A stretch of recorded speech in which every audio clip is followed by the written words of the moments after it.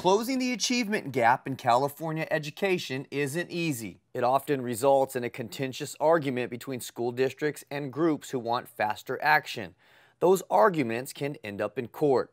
A recent meeting at the California School Boards Association between school district officials and equity groups was less contentious.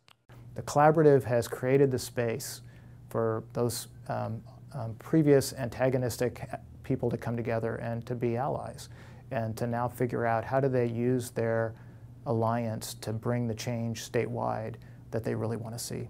For school officials and equity groups alike, this meeting was a good starting point to a collaborative effort to address and close the achievement gap.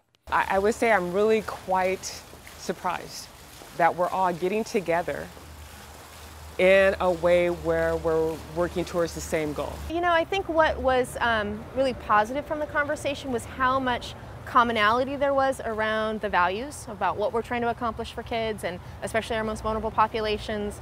I think there was a real intentionality around understanding each other's perspective. During the day-long session facilitated by California Forward, the group spoke with each other about their common goals and traditional disagreements. They focused 3 priorities the group, and education generally, must address in California.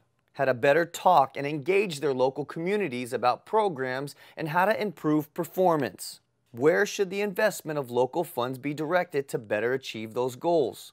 Create accountability and define metrics that measure progress. As they say, talk is cheap. A year from now, how will we know if this collaboration is resulting in success? Have we closed that gap? That's measurable.